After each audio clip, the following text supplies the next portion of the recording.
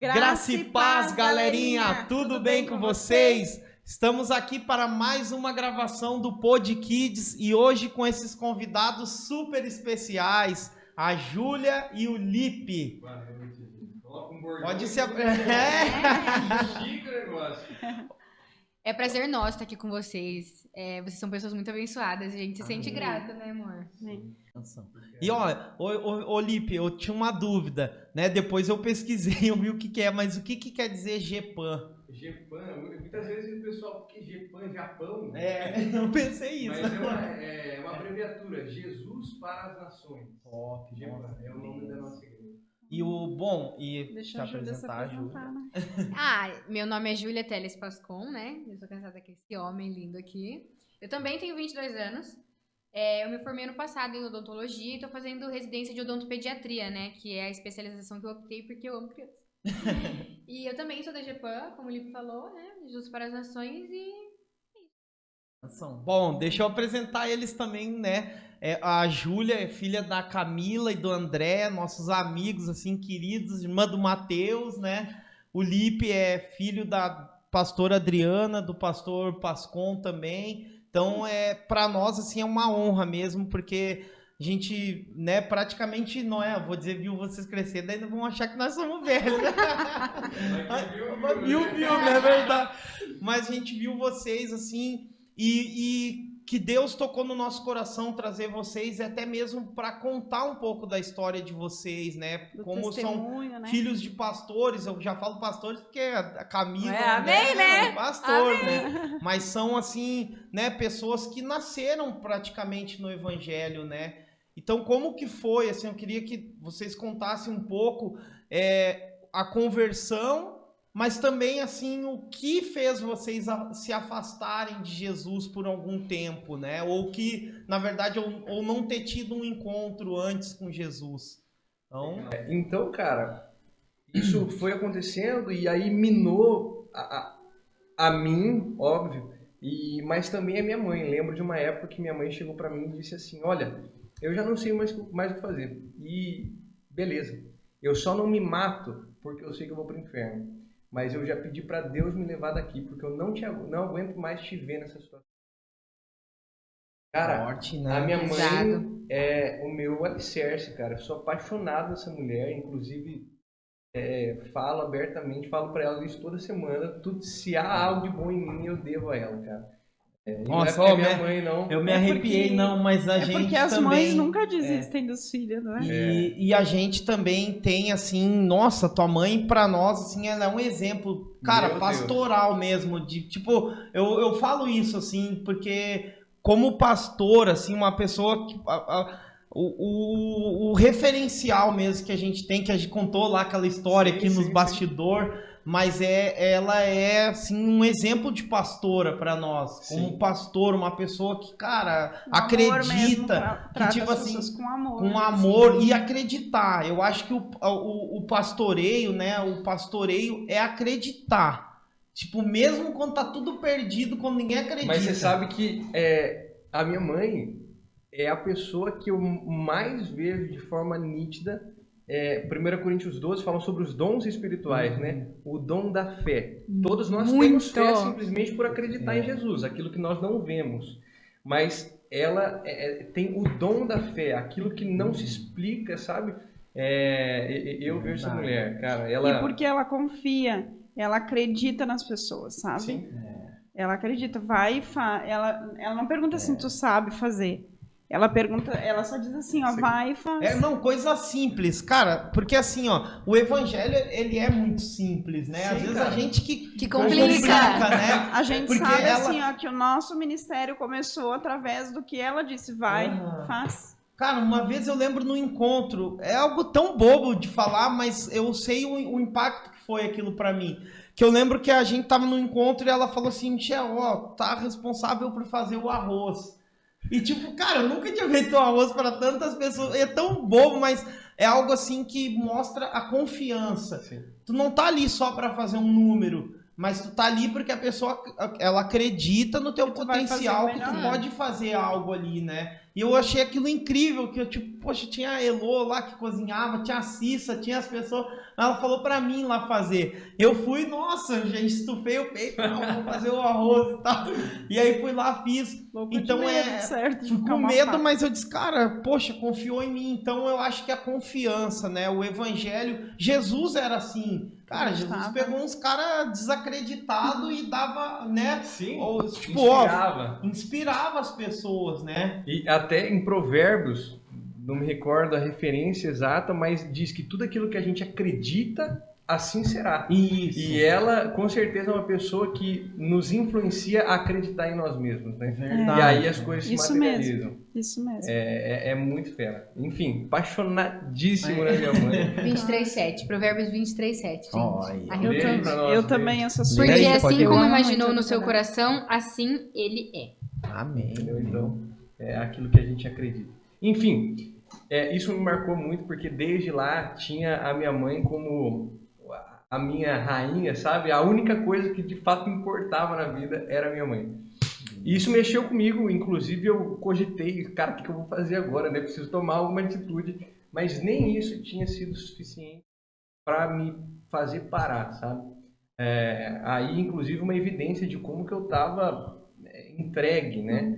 Mergulhado. Refém da... E tipo, quando tu tava fazendo uma pergunta, eu sei que a Júlia ainda vai responder.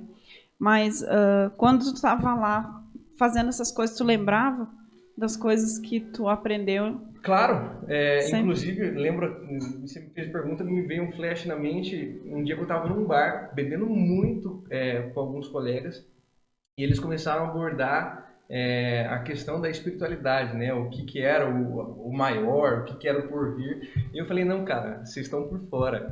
Jesus é o rei, ele é o único Senhor. Olha.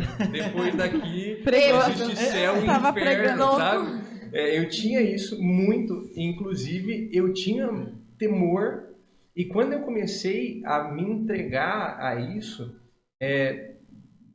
eu tinha na minha cabeça que com 18 anos eu ia parar. Sabe? Eu tinha na minha cabeça isso. Lá atrás, no comecinho. Só que depois já não via mais uma forma de parar, entende? E aí foi que Jesus interviu. Ah, mas você não tinha 18 ainda, né? Não, então, foi até os 18.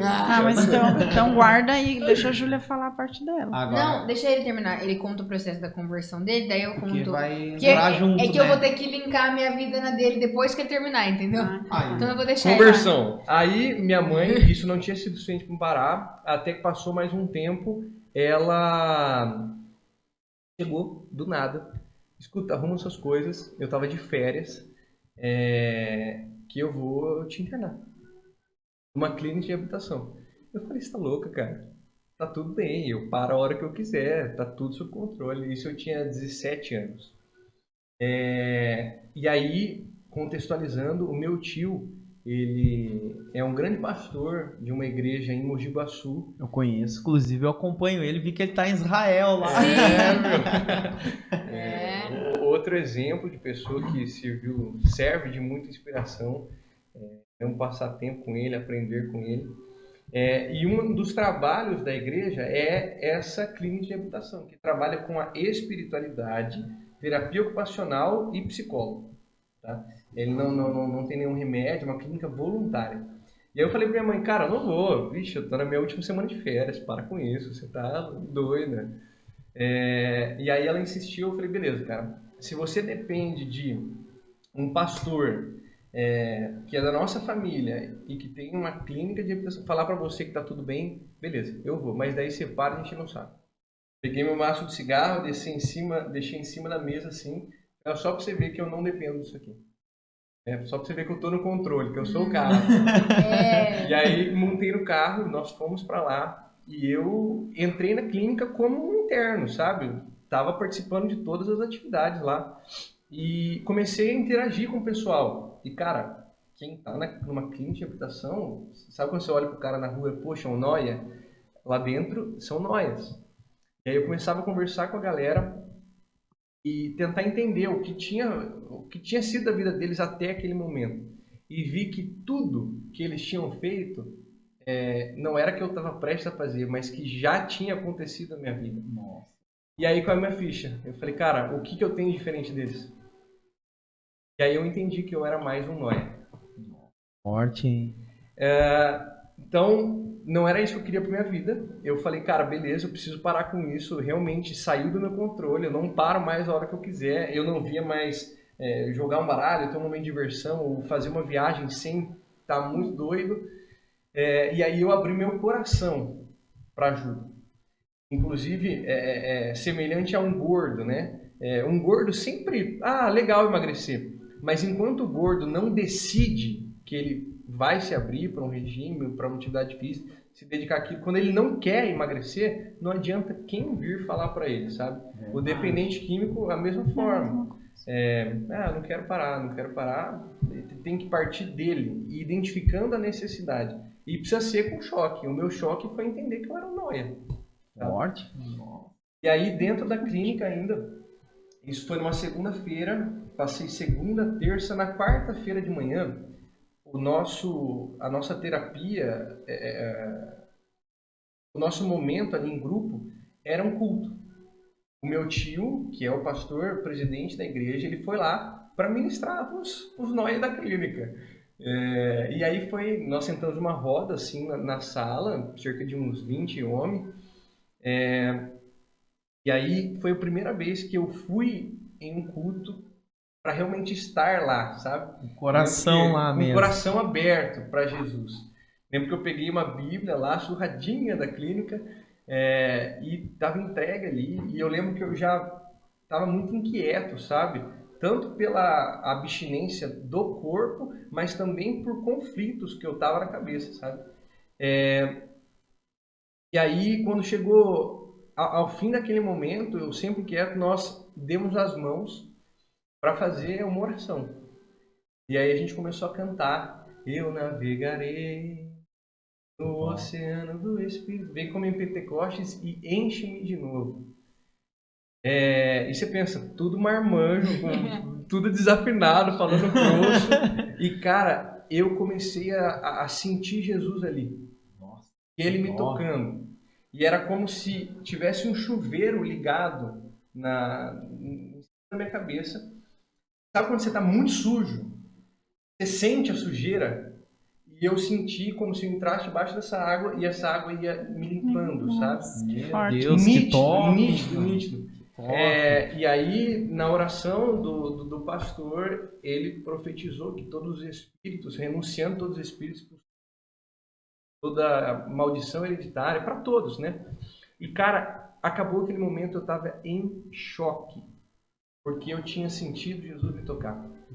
Agora, de fato, você tinha conhecido ele, não era de ouvir falar. Era Jesus se apresentando para mim. Dentro de uma clínica, numa salinha com um sofá tudo rasgado, um monte de marmanjo cantando, tudo desafinado, sem um instrumento. Mas Jesus estava ali. Meu Deus, sabe? Que forte. E aí eu lembro que eu fiquei tão travado, cara, tão, tipo assim... A minha cabeça, o meu mundo tinha virado de ponta cabeça, eu não senti fome, porque acabou que no momento a galera foi almoçar, eu ranquei a camisa e fui pro meio do campo, assim, comecei a andar em círculo, sabe? Eu tava fora de órbita, cara, porque eu tinha conhecido Jesus. Esse Jesus que tanto eu ouvia falar tinha se apresentado para mim.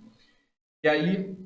E melhor ainda, né? Limpado, né? Limpado, cara, foi até hoje, com certeza a experiência que mais me marcou. Tive muitas experiências muito mais sobrenaturais do que essa, mas nenhuma nunca vai se comparar, porque ali foi o amor à primeira vista, né, cara? Uau, a conversão forte. mesmo, né? E aí eu lembro que eu saí, depois o pessoal foi almoçar, beleza, acabou o tempo de almoço, nós voltamos para as atividades. E aí tinha um cara que cortava lenha, tinha um cara que ficava na comida, o cara que ficava na horta, eu ficava na oficina. A gente fazia alguns trabalhos manuais para poder vender e essa renda ajudava a sustentar as atividades da clínica. E eu limpava ferradura. Eu estava limpando ferradura, que tinha um baldão de ferradura assim, cheia de ferrugem, cravos tortos, e a gente usava isso que ia para o lixo para fazer o nosso artesanato. Inclusive, não sei se vai dar tempo hoje, mas tem uma história com isso também. Eu fiz um lustre Oh, já tô contando, né? Fala Não, o nome, pode contar, fala o nome pode da contar. clínica certinho. Pode, Engedi, fica lá em Mogi Guaçu. Mogi Guaçu. Aqui no estado E de São pode falar o Paulo. nome do teu tio aí É também. o apóstolo André Davi. André Davi. E aí, enfim, dando um parênteses, quando saí de lá, eu levei, e isso tá na nossa casa até hoje. Nós estamos morando juntos, nós temos um quartinho de oração, e eu fiz um lustre dentro daquela clínica. Uma tora de madeira assim, com 3 soquetezinhos para você rosquear luzes. E aí o Senhor me direcionou a pegar uma daquelas ferraduras do artesanato, uma ferradura enferrujada, com cravos tortos, que ia para o lixo, que estava num balde com um monte de coisa que ia para o lixo. E aí eu limpei ela, tirei os cravos, lixei, invernizei da melhor forma possível, peguei cravos novos e preguei na madeira. E aí, por onde eu for, eu levo aquilo porque é para eu não esquecer.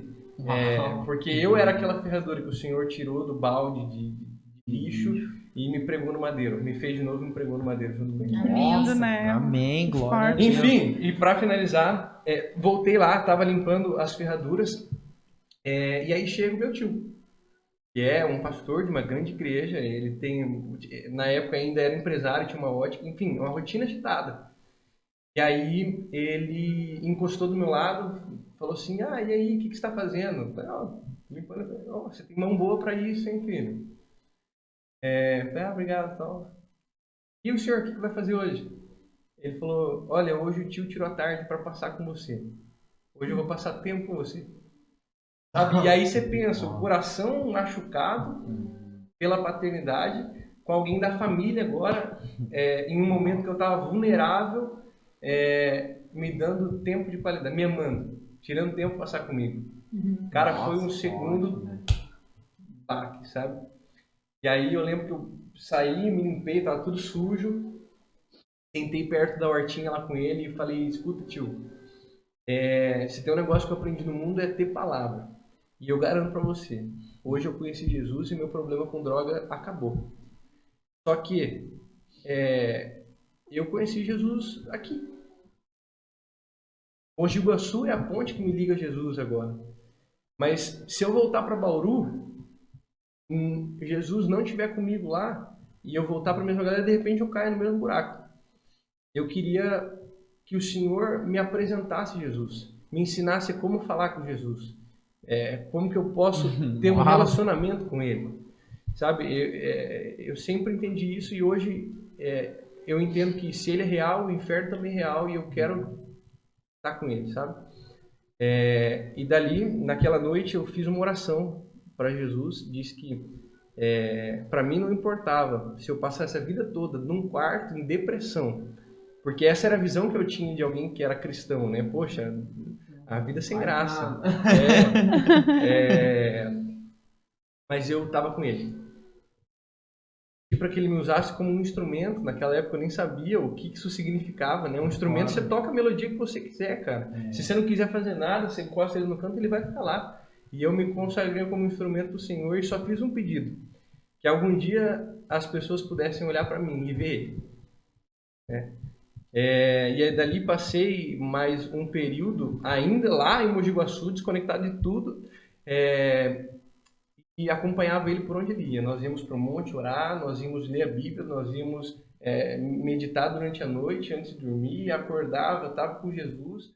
E aí foi um intensivão espiritual, sabe? Aí me formou em Jesus. Quando voltei para Bauru, transformado, meus pais foram me buscar. Esse todo processo durou uma semana.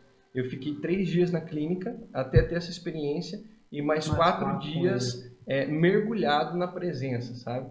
E isso me formou. Quando eu voltei para Bauru, cheguei rasgando o verbo, fui durante a viagem rasgando o verbo com meus pais, contando tipo tudo que eles não sabiam até ali, porque até chegado a vender droga, mas era um traficante da galera, vendia droga, poxa. E aí meu pai me perguntou: tá, mas e aí, o dinheiro dessa droga, cadê? Eu falei: pai, ontem foi domingo, eu dei tudo no altar. Sabe? Aí a ficha do meu pai caiu também. Poxa, o menino se converteu mesmo. Se converteu, né? E daí viemos pra cá e começou o Senhor fazer, tanto nas nossas vidas, mas também nos usando para as pessoas, né? Olha Deus, nossa, a gente fica impactado. E isso aconteceu quando vocês já estavam com a igreja ou foi antes? Não, na verdade, foi assim, meus pais ainda estavam no avivamento pleno. E eu voltei para cá. Na época, eu me senti um pouco desconfortável, sabe? Eu não sei te dizer exatamente o motivo, mas em frequentar o mesmo lugar que meus pais, sabe? Eu não me sentia à vontade de me derramar na presença, sabe? Chorar e orar e tal. Como se fosse pai olhando pro filho. Nossa, ele tá orando. Feliz. Não, ficar aqui felizão. Então, tipo, eu queria ter meu espacinho lá. E aí, nós tínhamos uma igreja ligada à sede de GEPAM, lá em Mogi Guaçu, aqui em Bauru. Era aqui na Venceslau, um pouco para cima. E aí era uma casa de um colega, ele nem era pastor na época ainda, e tinha uma salinha, como se fosse uma kitnet para frente, sabe? Na garagem. E congregava lá umas 10 pessoas, mais ou menos. Tipo uma célula. Tipo uma célula, mas tinha uma caixa de som, um computadorzinho, uma TV de acho que umas 24 polegadas, assim, que a gente passava letra e versículo, era tudo música gravada, sabe? Mas eu fui pra lá quando cheguei, né? Porque, legal. Poxa, também a fidelidade ao lugar que me curou, né?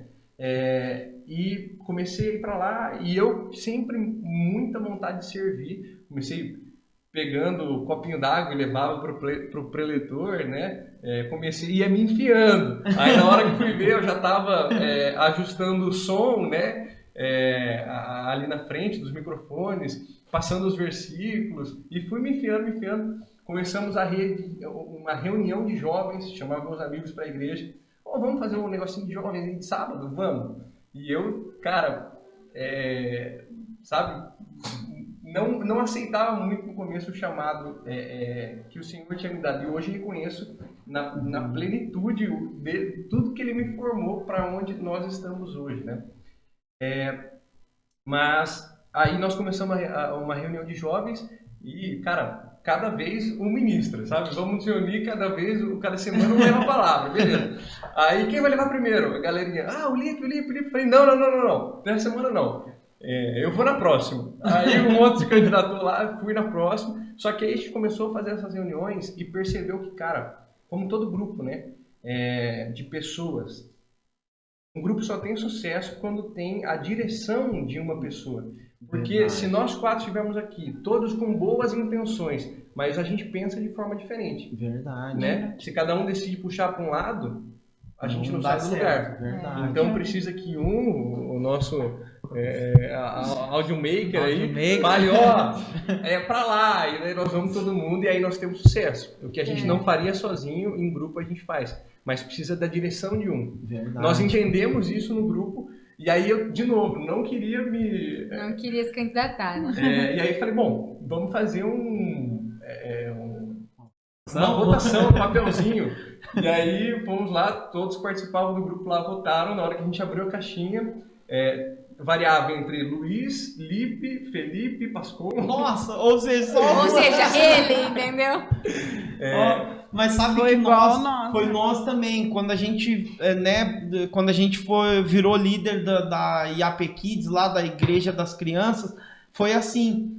A gente foi numa reunião e a gente era igual o Lipe, assim, a gente ia se infiltrando. A gente queria participar. Oração, tem não sei o que, a gente ia lá, vai ser diácono, vai... Então, a gente ia nos encontros com Deus, só que ajudava a tua mãe só nos encontros com Deus, Isso, só nos encontros com Deus. Contextualizando, né? Naquela época ela era a líder da rede. Da rede de crianças. Líder, né? E aí quando ela saiu, ficou um pouco a Cissa, daí depois a Cissa também saiu, ficou sem. Então aí fizeram uma reunião. Fizeram um treinamento para a equipe que chamaram uma pastora de fora, a pastora Raquel. Que era ela era de Avaré, mas morava em Indaiatuba, ela mora. Em Indaiatuba ela mora. Então ela foi, aí vamos fazer uma votação. Ela perguntou. Ela falou, quem que é o líder? Daí a apóstola, não tem líder por enquanto. Ela disse, não, tem que ter um líder. Hoje a gente vai levantar um líder. Que legal. Aí vamos fazer uma votação. Aí vamos fazer. Aí eu e a Karina, a gente votou lá, né, numa pessoa. Aí, cara, todos, 100% assim, votou em nós. Não, E a vem, gente ninguém não vai acreditou. votar. A gente nem acreditou, assim, então eu disse, meu Deus, eu disse, bom, a gente, não que a gente quisesse, mas a gente nunca fugiu também. A gente disse, cara, se Deus chamou, Deus vai, né, a gente sempre fala, Deus né, vai suprir, se né? Deus promover, ele vai suprir, né, tudo que ele promove, ele supre, né, ele cuida, mas pode continuar aí, Lipe. Bacana, cara. Enfim, aí, em um determinado momento, então, já estava lá com a galera, nós estávamos no fundinho do quintal, nós estávamos com a rede de jovens, e aí aconteceu que meus pais, enfim, algumas coisas que aconteceram com eles decidiram sair da igreja onde eles congregavam, que é o avamento onde vocês estão até hoje. A gente se conheceu, né? E aí eles me convidaram, falaram, olha, nós vamos na igreja do fulano, tal, uma igreja grande, participar de um culto, tudo bem, você vai com a gente? Era um domingo, eu já deleguei minhas atividades que eu tinha para outros colegas lá, e aí fui com eles, uma igreja muito bacana, cara, nos alimentamos demais espiritualmente, foi 10. Só que aí nós voltamos para casa e minha mãe falou, e aí, filho, você gostou da igreja? Como é que foi e tal? Eu falei, mãe, muito bacana, gostei demais de lá. Tem alimento, enfim, um ambiente bacana, as pessoas são bacanas. Ai, nossa, a mãe tava até de você não gostar. Para nós é muito importante você gostar, né? Porque a gente quer estar junto. Eu falei, tá, mas meu coração tá plantado na Gepan. Eu não saio de lá.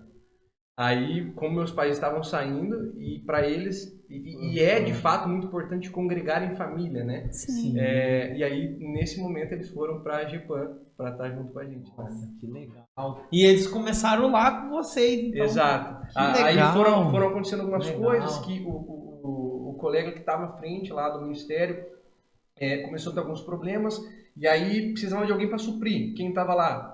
Os meus pais eram pastores, tal, tinham ligação com o presidente da Gepan, que é o meu tio, e aí eles acabaram abraçando a ideia e aí começaram a pastorear a igreja, e daí nós mudamos de prédio, enfim, isso fazem mais de 4 anos já. 4 Isso anos, passa já rápido, passa né? muito rápido, né? E agora e a Júlia, Julinha? Como é que foi teu processo, Júlia? Então, o Lipe falou uma coisa que me marcou muito Acho agora que aqui. o microfone, você tem que arrumar. Ah, tá. Desculpa, gente. Eu não sei fazer esses negócios. Não, mas o Lipe falou uma coisa que ele tinha necessidade de ter uma figura paterna, de homem. O meu foi meio que a mesma coisa. Os meus pais me tiveram muito novos. A minha mãe engravidou quando eles estavam noivos. E minha mãe tinha 21 anos, meu pai tinha 23. E eles começaram, tipo, a vida foi tudo uma porrada, sabe? Engravidou junto, deu casamento, e morar junto, e tudo de uma vez. Então, teve todo um período de adaptação. A história da minha mãe é muito difícil. Minha mãe, com 9 anos, teve que sair de casa pra estudar. Então, ela se adaptar a ter uma criança ali, eu acho que também foi bem difícil pra ela, sabe? Hoje eu consigo me colocar no lugar deles e ter essa visão. Mas na época eu não tinha isso. Então, os meus pais, eles começaram a ter muito conflito. E ao invés de sentar e resolver, como um casal maduro, eles não tinham essa maturidade. Então, toda vez que eles tinham um conflito muito grande, meu pai ia embora. Eles divorciaram no papel, minha mãe teve que mudar de nome. Eles ficaram 1 ano e 6 meses, eu acho, divorciados. Daí meu pai voltou, ficou tipo 4 meses, foi embora de novo, ficou quase 1 ano. E daí, eu sempre fui muito apegada ao meu pai, assim, eu sou muito parecida com o meu pai em muitos aspectos. Então, quando meu pai ia embora, eu lembro, tipo, nítido, Sofrendo. de vezes que eu tava escovando o dente na cadeirinha. Meu pai me deu uma escadinha rosa. Meus pais me deram uma escadinha rosa pra escovar o dente. E eu lembro certinho de eu escovar o dente e eu falar em voz alta pra mim: seu pai não veio hoje porque ele não gosta de você. Porque você tem que ser uma criança legal e você não é. E eu tinha 5 anos. 5 pra 6 anos. Né? Então eu cresci achando que o problema era eu. Porque eu pensava, meus pais já estavam juntos antes de mim. Eles se davam bem. Eu cheguei, eu choro, eu caio, eu sou desastrada, eu quebro coisa, meu pai foi embora. E infelizmente o meu pai, ele teve relacionamentos longos durante a vida, então ele quis aproveitar um pouco essa parte dele de solteiro. E ele bebia de final de semana. E teve alguns dias que ele não foi me buscar no dia seguinte. Então eu tava arrumada, com a malinha pronta, eu sentava no braço do sofá, porque do braço do sofá do apartamento eu conseguia ver o carro branco chegando. E eu lembro, e eu não consigo assistir esse desenho até hoje. Eu não tenho trauma, nada, já tentei assistir, mas não consigo. Toda vez que começava ou Dora Aventureira ou Pica-Pau, eu sabia que meu pai não ia me buscar. Porque ou ele me buscava de sexta pra sábado ou sábado pra domingo. Dora Aventureira passava de sábado, Pica-Pau de domingo. Então eu ficava olhando lá. E se ele passava, quando eu via minha mãe entrando de volta no. É alguma sinalização? Ah, tá. E quando minha mãe, eu via que depois de ter minha mãe entrava com um semblante meio assim preocupado na salinha, eu fingia que tava tudo bem. E teve inúmeras vezes que eu fingia que eu tava dormindo, minha mãe me deitava no meu quarto e eu chorava baixinho. Porque eu sabia que se eu chorasse, minha mãe ia ficar triste. Eu sabia que ela tava sofrendo. E teve um episódio também, que eu tava conversando com a minha mãe uns dias atrás, que eu saí do meu quarto, eu tinha tido um pesadelo. E eu fui chamar ela no quarto dela. E ela tava sentada no chão com uma foto. Que era eu, meu pai e ela. E ela tava com aquela foto abraçada e ela chorava, chorava, chorava. Ela tava ouvindo uma música da Ludmilla Ferber ainda no rádio. Nossa, olha. E eu lembro que eu falei, eu não vou contar pra minha mãe do pesadelo. Tipo, então desde pequena, eu meio que criei um negócio assim, eu não posso contar com as pessoas ao meu redor. Porque minha mãe, se eu falar que eu tô mal, ela vai ficar mal. O meu pai não dá pra conversar, porque ele vai se sentir culpado, ele vai se sentir mal. Então eu tinha muito esse... Guardou tudo pra ti, né? Guardou, Tudo. Né, filho? Então, tudo que ia acontecendo eu ia guardando. Daí, eu tentava buscar essa aceitação na escolinha, com as amiguinhas. Só que a minha sala, desde pequena, gente, menina nova é malvada. Ponto final. É verdade. É verdade, A gente Eu sempre, olha. a vida inteira, o Luiz Felipe tá de prova, eu sempre me dei muito melhor com menino do que com menina. Por quê? Eu, quando era pequena, muito cedo, eu precisei começar a usar óculos, porque eu era míope. E na minha sala só tinha 2 meninos que usavam óculos e nenhuma menina. E eu comecei a usar óculos, e as meninas, esse óculos tá feio, não sei o que, né? E eu, mãe, pelo amor de Deus, troca. E eu não contava pra minha mãe que eu tava passando por isso. Eu falava, mãe, tem como trocar meu óculos? Tipo assim, eu ficava enchendo o saco. Daí eu ia trocando conforme as pessoas da minha sala iam falando, tipo assim, isso é bonito, esse não é, isso é... E eu, até hoje, um óculos meu sumiu, ele tava em cima da minha carteira, ele desapareceu, e eu tenho certeza que alguém da minha sala pegou e jogou fora. E eu lembro que eu não enxergava nada. Gente, eu tenho 7 graus de miopia hoje. Eu uso lente de contato, porque eu não consigo usar óculos, porque eu sinto muito incômodo. Mas eu não conseguia enxergar. Então, tipo, eu tinha que estar na frente, ficar assim. E era horrível. E as meninas da minha sala faziam muito... brincavam muito comigo, porque daí eu coloquei aparelho. Daí uma vez uma menina chegou e falou assim, existe a Beth é feia, existe a Júlia é feia. E eu não conseguia conversar disso com a minha mãe. Então eu chorava sozinha. E os meninos me defendiam, sabe? Os meninos, não, fala assim dela, que eu não sei o quê. Nanana. Então eu entendia na minha cabeça que toda vez que eu precisasse de aceitação, quem ia me acolher, quem ia me aceitar eram os meninos. Então eu decidi que eu só ia ter amigo moleque. Nessa época eu já conhecia o Luiz Felipe. Porque o Luiz Felipe, eu conheço o Luiz Felipe desde os 5 anos de idade. O nosso relacionamento sempre foi um pico. A gente se ama, a gente se odeia. A gente se ama, a gente se odeia. Antes, né? É. Mas, tipo assim, a gente tinha isso. Tinha épocas que a gente era melhores amigos, tinha época que eu não queria olhar na cara dele e ele não queria olhar na minha cara. A gente brigava muito porque a gente tem uma personalidade muito parecida também. Então, eu comecei a buscar essa afirmação e tipo, eu queria... O Lipe falou que ele queria ter esse momento dos parceiros. Eu precisava ser aceita. Eu precisava me sentir aceita, seja com alguma menina ali do meu lado, algum menino do meu lado, tipo, meus amigos que estivessem ali, eu precisava me sentir aceita. Então, se sentir aceita era fumar maconha, eu vou fumar maconha. Então, quando eu tinha 12 anos, casa de um colega nosso, ele fumava já, ele era um ano mais velho que eu, ele, você quer fumar aí? Eu, dane-se, fumei. Tossi, falei, nossa, que horrível. Isso foi numa quinta, férias. Na sexta-feira eu falei, vou sair e vou fumar de novo. Daí eu comecei a fumar cigarro. Então eu fumava cigarro de vez em quando. Daí o povo falava assim, não, porque quando você fuma maconha, você fica assim. Daí eu falava, é verdade. E, tipo, eu nunca tinha fumado maconha na minha vida. Daí quando eu tinha 14 anos, um amigo meu falou assim, a gente tá fumando, você quer? E tipo, tá. Comecei a fumar. Só que eu sempre fui uma pessoa muito intensa. O Lipe também é assim. Eu, tipo assim, eu comecei a fumar maconha numa sexta, eu fiquei fumando todos os dias daquela semana. Então eu comecei a usar droga. Tipo, eu fumava, eu bebia cigarro e maconha, eu fumava. E foi na minha vida assim. Daí um dia, quando eu tinha 16 anos, eu cheirei cocaína pela primeira vez. Ô, Luiz Felipe. Influência. Eu fui numa festinha, assim, e Vai se tomar. eu sabia que a gente tinha estudado junto no primeiro ano do colegial, com 15 anos. Eu saí da escola por causa dele. Porque eu falei, mano, se eu não sair, a gente não vai conseguir mais ser amigo. Eu não aguento mais sentir meu saco. Eu vou embora. Eu mudei de escola por causa dele. E eu lembro que eu tava numa festinha, E todo mundo. Ele era uma pessoa que ele sempre teve um peso muito grande, a palavra dele pra mim. Tipo, se eu colocava um shorts muito curto, ele falava, meu, você tá parecendo uma. Eu trocava os shorts. Tipo assim, a palavra dele tinha peso na minha vida, entendeu? Eu não sei se porque a gente cresceu junto ou por ele ser ele específico, mas a palavra dele tinha peso pra mim. Ele era uma figura que tinha peso pra mim. Mesmo quando eu tava com ódio dele, tinha isso. E daí eu lembro que eu tava sentada com ele, tinha acontecido alguma coisa, eu fui desabafar com ele tava sentado comigo assim, a gente conversando, não sei o quê.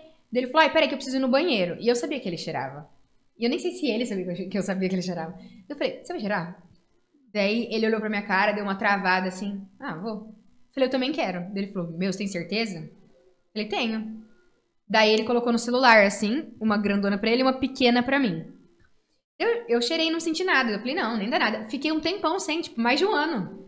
Falei, nem gostei. Continuei fumando maconha e tal, não sei o quê. Daí depois, aconteceu uma série de problemas na minha vida. Eu tive, eu fui fazer intercâmbio, voltei e tive uma síndrome do pânico, assim, absurda. As pessoas ficam falando de crise de ansiedade, tudo é depressão. Eu sei que tem, sim, muita gente com crise de ansiedade, com crise de pânico, com depressão. E deve, sim, procurar um psicólogo, um psiquiatra, ajuda espiritual, porque Jesus Cristo é quem cura. Sabe? Não adianta procurar em outras coisas. Porém, a minha síndrome do pânico era uma síndrome do pânico de verdade. Eu tinha sintoma físico, eu ficava inteirinha empipocada. O pescoço, o braço, eu ficava vermelha. E teve algumas vezes, inclusive, que eu desmaiava e eu esquecia os últimos 10 minutos da minha vida. Tive que ir neurologista, fui em tudo quanto é médico, ninguém achava nada. E o cara falou, olha, realmente é psiquiátrico. E eu comecei a tomar 4 remédios por dia, com 17 anos. Eu tava no 3º colegial, queria prestar vestibular. E não dava, porque eu entrava na sala de aula e eu alucinava que o teto tava descendo e as paredes estavam fechando. E eu começava a fazer... E na hora que eu olhava, eu abri o olho, a sala tava normal. Tipo, eu tinha alucinado que a sala tava assim. E daí eu não conseguia ficar na sala. Eu entrei com um atestado psiquiátrico de 90 dias. E o Toninho, né, que era o diretor da escola, e a Pamela, que hoje é coordenadora lá, eles me ajudaram muito. O Toninho me ligava pro meu pai, ela tá bem, não sei o que. Infelizmente, o Toninho faleceu de Covid no começo do ano passado. Mas eles me ajudaram muito. Até no meu TCC da faculdade tem eles.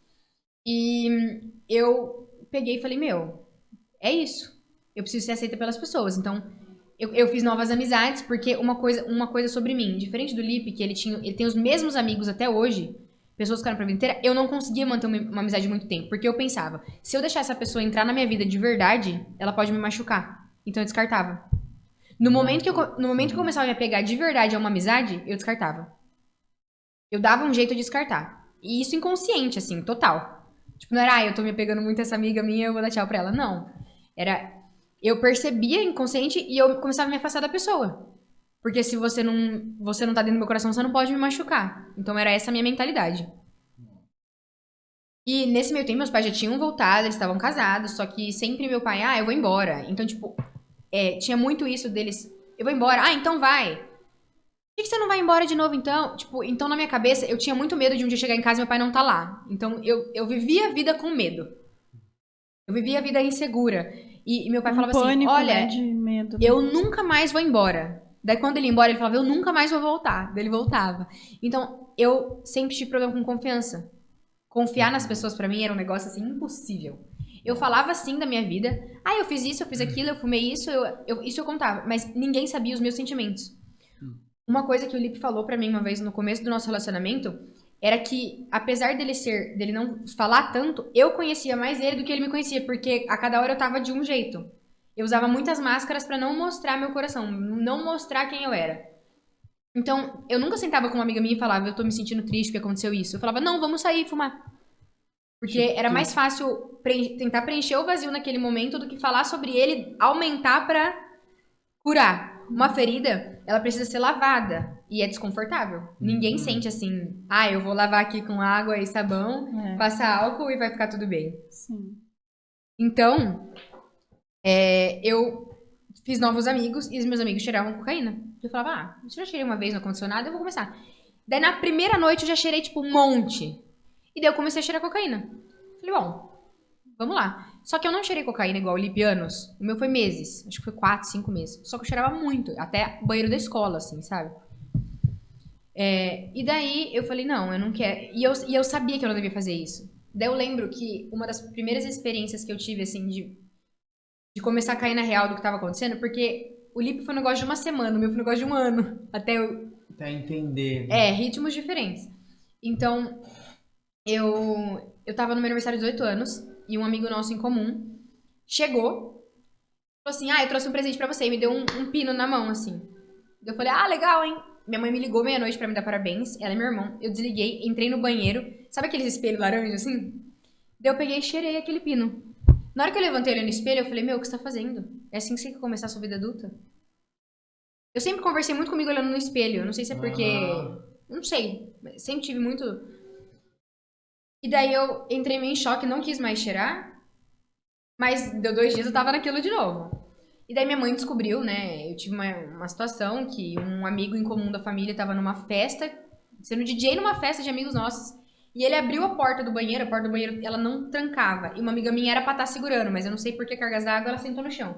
Ele abriu a porta e eu tava assim na pia. Daí ele contou pra minha tia e minha tia contou pra minha mãe. E daí minha mãe, não, você não vai mais, você tá de castigo, não. Só que eu tava começando a faculdade. Daí a minha mãe ainda deixou eu sair algumas vezes naquele mês, e daí toda vez que eu saía daí eu falei, não, eu não vou mais fazer isso. No primeiro dia de aula eu cheirei, eu falei, não vou mais fazer isso. Parei, fevereiro. Fiquei todo esse tempo, só que eu não sei se é compensação, eu comecei a fumar muito mais do que eu fumava. Tipo, se antes eu fumava 3 vezes por semana, eu comecei a fumar todo santo dia. Cigarro, paieiro, né, e maconha. E daí passou essa parte, e em novembro, que foi a última vez que eu usei droga na minha vida, nesse meio tempo, eu fui na GEPAM uma vez. Novembro faz tempo, né? Calma. Falar do 4 ano, anos, né? 4 anos atrás, né? No mínimo. Foi 4 anos atrás. Só pra contextualizar. Eu lembro que... eu já me formei, gente. Falei isso no começo. Então, eu tinha ido na GEPAM uma vez, porque o Lipe mandou um áudio num grupo com os amigos.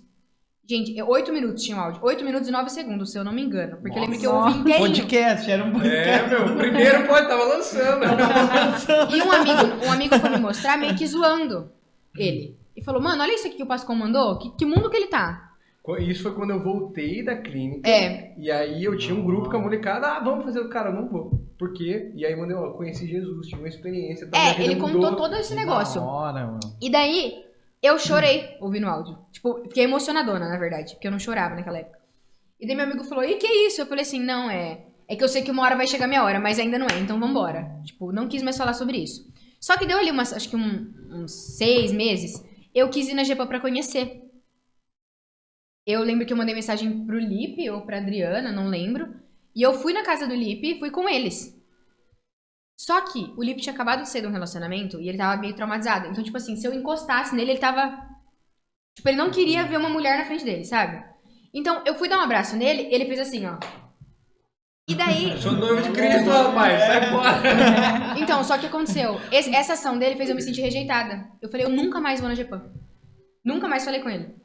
Falei, eu não vou mais. Porque se ele, que era meu amigo, não teve essa reação comigo, eu não quero.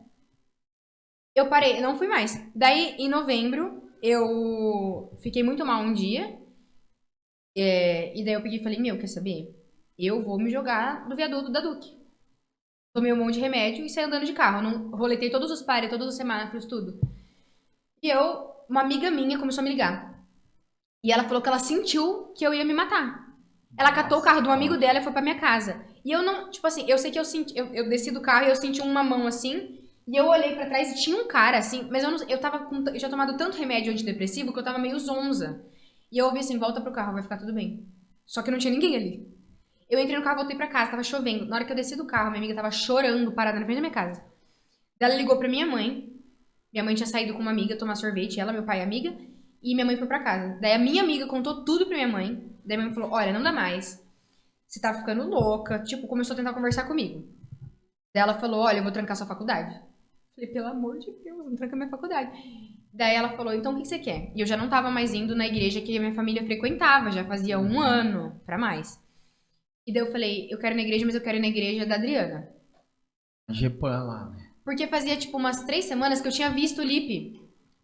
Eu visto ele, assim, não falei com ele. Eu vi ele, eu não lembro se eu vi ele caminhando, não lembro onde eu tinha visto ele. Eu sei que eu vi ele, e ele tava com um semblante feliz, e eu pensei, mano, esse não é o cara que eu conheço esses últimos 15 anos, sabe? Aí a oração que ele fez, ó, né? Que as pessoas vissem, né? Exato, exatamente Da isso. hora. E eu lembro que eu olhei, e na hora que eu olhei, ele tava até mais bonito fisicamente. Eu falei, meu Deus. É Eu o amor. levei um susto, porque não era a mesma pessoa que eu convivi todo esse tempo, sabe? E daí eu falei, mãe, eu quero ir, mas eu quero ir na igreja da Adriana. Daí minha mãe me deixou na casa da Adriana, e eu fui com ela e com a pastora Adriana e com o pastor Luiz Fernando.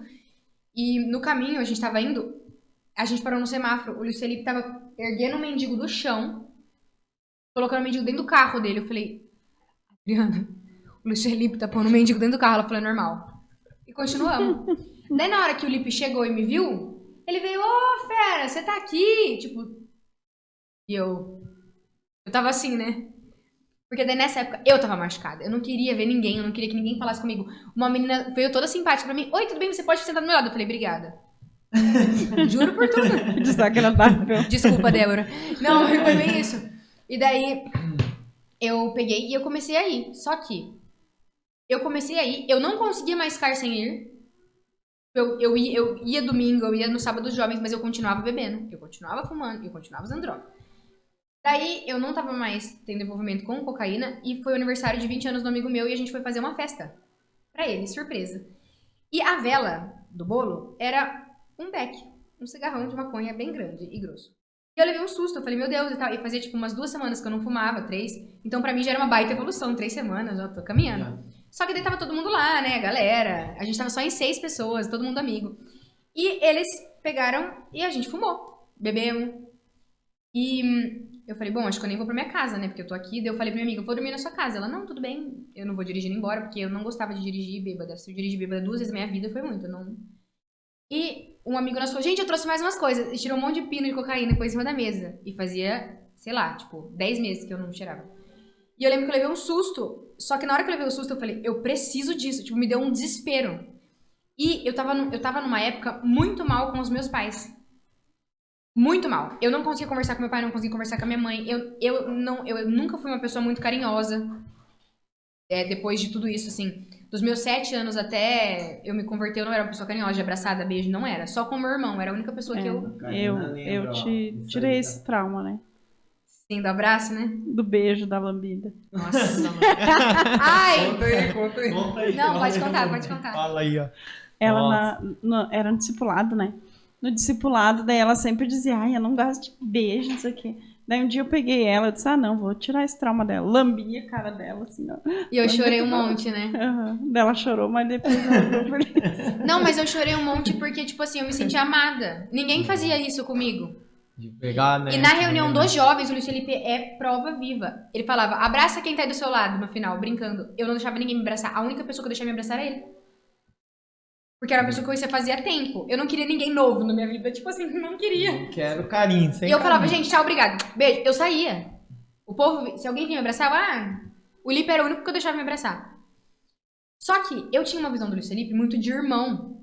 E as meninas da igreja gostavam dele e vinham falar pra mim, tipo assim, nossa, o Lipe... E eu ficava tipo assim, meu, você nunca vai encaixar com o Luiz Felipe, porque não tem nada a ver.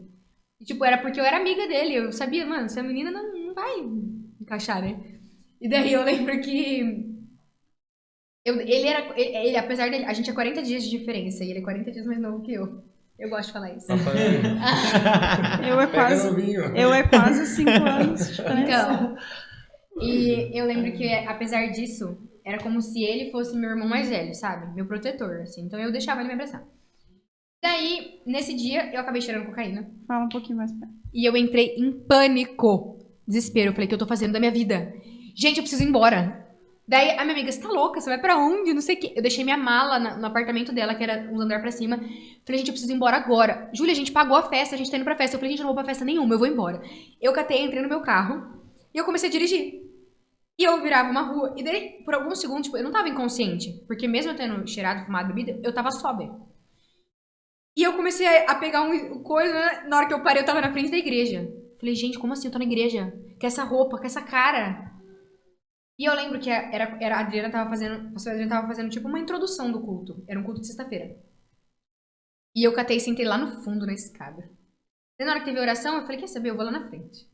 Eu fui, sentei ali, mas não levantei, não fui lá ajoelhar e tal. Ela desceu, sentou do meu lado e falou assim: você não é a droga que você usa. Você não precisa disso. Tipo, começou a falar um monte de coisa. E eu assim. E ela sempre foi muito amorosa comigo. Muito. Quando eu tinha 11 anos, ela me sentou no colo dela. Ela me abraçava. Nos eventos da igreja, eu ficava muito com ela, sabe? Eu sempre gostei demais dela. Então, quando ela começou a falar essas coisas, e ela orou, e eu chorei, mas chorei, tipo assim, um choro que eu não chorava há muito tempo, sabe? Tá pra fora mesmo. E daí eu nem tentei mais. Nunca mais fumei maconha, nunca mais cheirei, mas eu continuei fumando paieiro. E eu e o Lipe, a gente começou a se desentender muito. Porque eu era uma menina de 18 anos. 18 pra 19 ali, com uma mentalidade totalmente infantil. E ele era uma pessoa da mesma idade, com uma mentalidade bem mais madura. Então a gente não se encaixava. Eu brigava com ele, eu era grossa, ele também, tipo, ele... Dava show nos eventos dos jogos. É verdade. Tipo, uma vez eu queria entrar, pegar minha bolsa e trancar a porta, e eu comecei a bater na porta, e briguei mesmo. Eu queria ir embora, eu tava... E foi o dia que...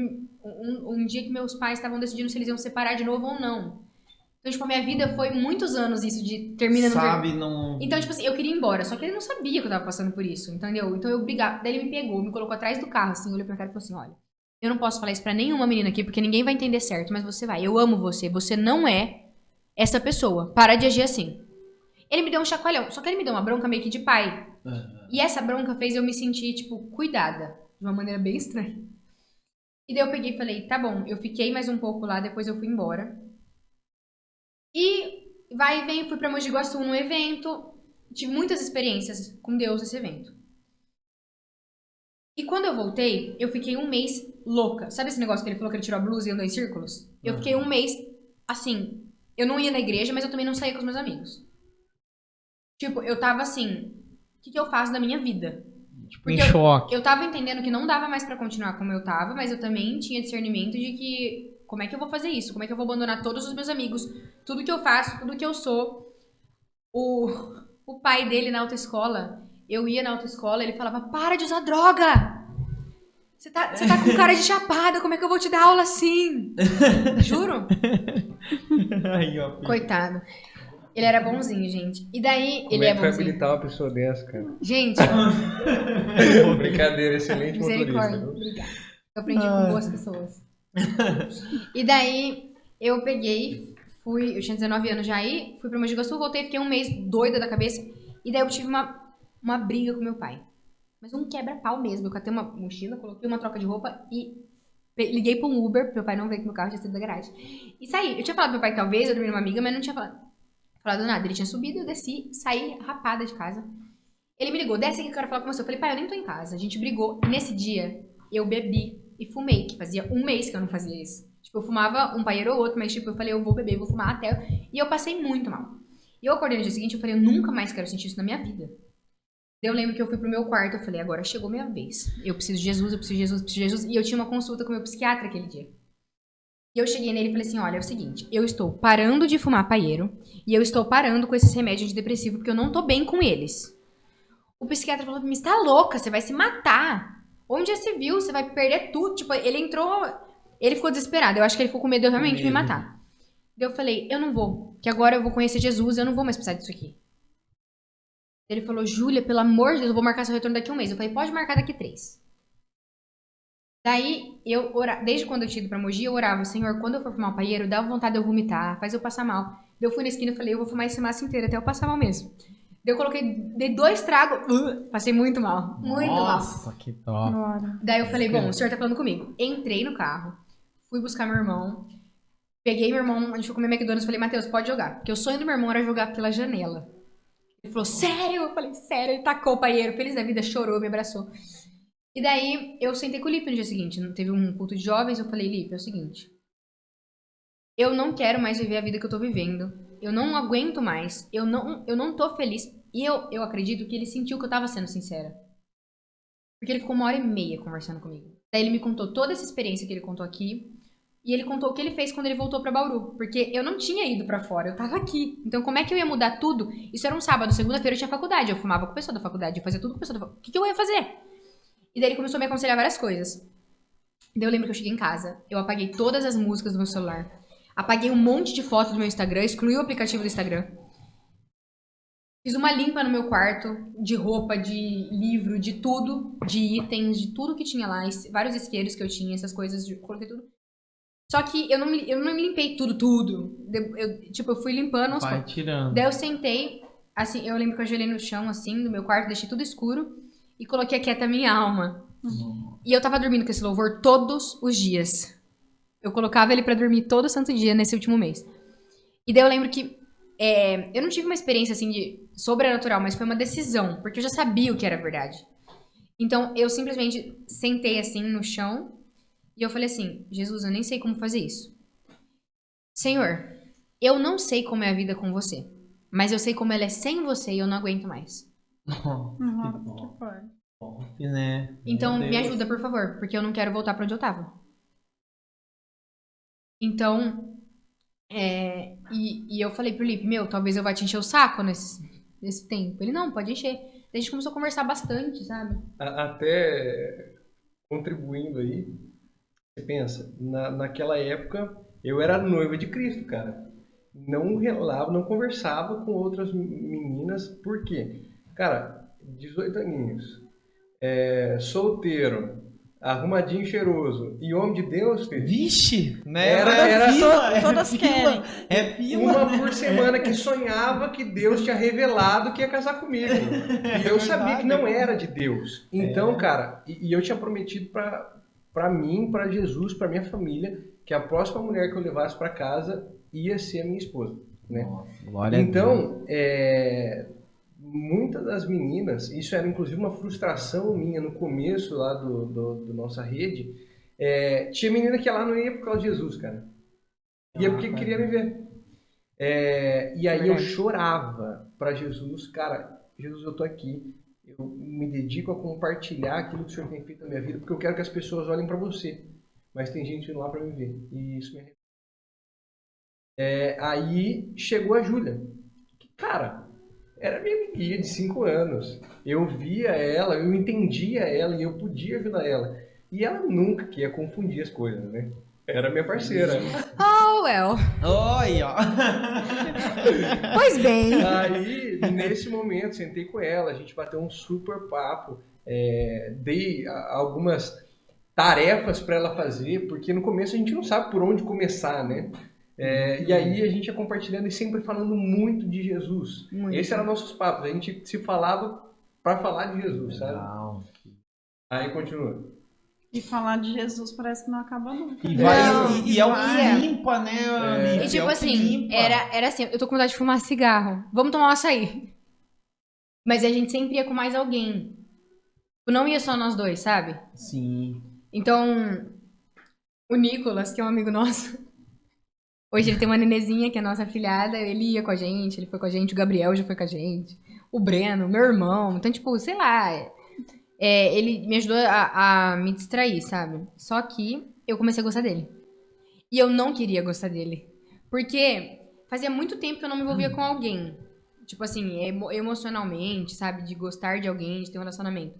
E tu tinha todo o histórico de, né, gostar e se Não, decepcionar. eu e o Luiz Felipe, a gente já tinha ficado quando a gente tinha 14 anos. Olha. Só que um dia eu lembro que... Eu não lembro nem como foi. Eu sei que tipo, a gente virou meio que pro outro e falou assim, nada a ver, né? Então vamos Ela contar chegou comigo. pra me cantar, rapaz. Mentira, sabe? isso não... Ah, deixa eu contar Ela chegou agora. lá, Não, eu não ligo dele contar. Mas é que Depois realmente você não conta foi. Ela chegou lá na escada do avamento e falou assim: Ai, ai, cara, olha a cantada, que né? ridículo. Você não sabe, a minha mãe, ela fala tanto que eu devia namorar você. Não foi assim, tá? Foi assim, Foi a minha profético. mãe acha que a gente profético. deveria namorar. E eu ri. E eu falei isso porque pra mim era absurdo na época. Tipo, mano, namorar o Luiz Felipe. E daí o Luiz Felipe nesse dia mandou boa noite, uma carinha piscando. Eu falei, Vai chegar a bola só Quê? pra tocar pro gol, meu. Não, mas daí demorou um mês, mais ou menos. A gente acabou ficando umas 3 vezes ali. Daí a gente olhou um pra cara do outro, a gente é amigo, né? Vamos continuar a vida. Daí a gente continuou amigo de novo. Mas enfim, daí eu comecei a gostar dele, só que eu não queria gostar dele porque todas as meninas vinham chorando pra mim. O Luiz Felipe falou que eu tô louca, que ele não vai casar comigo nunca, que eu não sou... Eu falei, mano, ele é a única pessoa que eu tenho na minha vida de amigo. Se eu perder ele, eu não tenho nada. Então eu falei, eu não vou contar nada. Não vou. Daí, só que eu dava umas indiretas diretas, tipo assim... eu tô com um problema que eu não consigo resolver. Ai, tá muito difícil a situação. E aí não tem problema. Se eu não posso te ajudar, Fale com outra pessoa. você tem a pastora, você tem líderes lá da igreja, vai se aconselhar e tal. Não, eu tenho que resolver sozinha, ninguém Então, pode me porque o que ajudar. aconteceu? Nesse pânico, e hoje, tipo assim, talvez ele dê risada, ele tá dando risada agora, mas talvez vocês consigam entender. Ele era o único amigo que eu tinha, e eu tinha medo de confiar nas pessoas. Sim. E eu tinha medo de perder ele por ser meu amigo, mas ao mesmo tempo, se eu começasse a gostar dele, eu ia tirar ele da minha vida. Esse era meu plano. Quando eu comecei a gostar dele, eu falei, bom, daqui um mês eu vou parar de falar com ele. Eu vou mudar de igreja e vou conhecer Jesus eu vou ficar com Jesus em outro lugar. Porque eu jamais achava na minha cabeça que a gente, apesar de eu saber que a gente é muito parecido, que a gente tem muito, eu não achava que a gente ia clicar, entendeu? Então, assim, eu tive esse surto. Eu chorava, eu falava, Jesus, tira isso do meu coração, por favor, por favor. Eu implorava. Só que, nesse meio tempo, a gente começou a conversar, tipo assim, ele mandava, olha meu almoço hoje, uma foto. Eu mandava ela escovando dente pra faculdade. Tipo assim, começamos a mandar coisas que não eram só de Jesus, mas a gente falava 90% tempo de Jesus. E ele me ajudava a resolver meus rolos, porque eu era muito encrenqueira, eu brigava com todo mundo. Eu falava, olha o que aconteceu aqui, me ajuda. Eu mandava print pra ele, ele me ajudava. E nessa época ele tava passando por alguns problemas, né, emocionais também. Então a gente meio que tava se ajudando, né? Se ajudou. De maneira indireta, direta. E daí, eu lembro que ele tinha um projeto, Renovar, do copo lá, e ele tava focado naquilo. Daí... Na faculdade, curso de administração, em determinada matéria lá, a gente precisava criar uma empresa real, com um produto real, para girar capital real, e ela ia funcionar durante o período. Esse era o projeto, era com isso que a gente ia ser avaliado. E eu peguei o negócio para criar mesmo. Sim, ele foi bem do início. Mas... Inclusive, ganhamos lá em primeira melhor empresa e o melhor resultado financeiro. Nossa, que legal. Então tava empenhado. Tá. Mas assim, não é por nada não, desculpa os amigos que fizeram, mas eu ajudei ele mais no projeto que o povo da faculdade dele. Porque eu postei tudo no Instagram, eu que cortava, editava as fotos. Eu fiz eu mandava pros outros. Um monte de gente comprou, porque eu falava, você tem que comprar esse copo aqui, ó, Minha família comprou, então eu ajudei pra caramba ele. Isso também foi uma coisa que fez a gente se aproximar bastante, porque, Ju, e tal coisa, não, deixa que eu posto as fotos. Eu postava as fotos, eu curti o comentário das pessoas. Fui eu que postei todas as fotos. Eu tinha a senha do Instagram logado no meu celular, entendeu? Você comprava um copo de fibra de bambu, e isso já era ecológico, você não usar coisa reciclável. E nesse copo vinha um número de série dentro, que era correspondente a uma árvore que nós iríamos plantar. Ou seja, você comprando um copo de fibra de bambu, que era inclusive um copo bacana, você estava plantando uma árvore. E aí a pessoa entrava no Instagram, depois nós fizemos parceria com a SEMA, que é a Secretaria do Meio Ambiente. Nós plantamos essas árvores e enumeramos elas, recordamos, né, tiramos foto, e aí nós postamos lá no Instagram. Então, o Michel, que comprou a árvore 15, ele entrava no Instagram, a 15, essa árvore ele tinha plantado comprando o copo. Era muito legal. Inclusive, top, né? foi esse projeto que hoje deu origem à empresa que nós estamos formando aí. Amém. Nossa, que legal. Com tu e a Júlia daí no Não, caso. não. Com os parceria Eu que tenho 2 sócios lá, nós estamos tirando isso do papel, uma grande ideia que o Senhor nos deu, inclusive. Que legal, Mas que nada teria bênção. acontecido se não fosse esse projeto da faculdade. Olha que bênção. Não, mas daí, quando foi uma segunda-feira, sei lá, eu chorei muito orando. Eu falei, Jesus, por favor, tira isso do meu coração, eu não quero isso. E eu senti o Senhor falando comigo, foi uma das primeiras vezes que Jesus falou assim comigo, uma das primeiras vezes. E se eu quero isso? Eu falei, se o Senhor quer isso, ele vai me olhar diferente. E alguma coisa vai acontecer, porque já fazia tipo só 2 semanas, é que eu sempre fui dramática. Fazia tipo 1 ou 2 semanas que eu tava gostando dele, mas eu era assim, né? E daí, porque pra mim envolvia muita coisa emocional, então acho que eu sentia muito forte, sabe? Tipo, medo. E daí, isso foi numa segunda, numa terça-feira, eu conversei com ele, eu lembro o quê? Daí na quarta-feira ele sumiu. Falei, pronto, é esse o sinal que eu precisava, eu tô louca, Jesus não tinha falado nada comigo, eu vou realmente...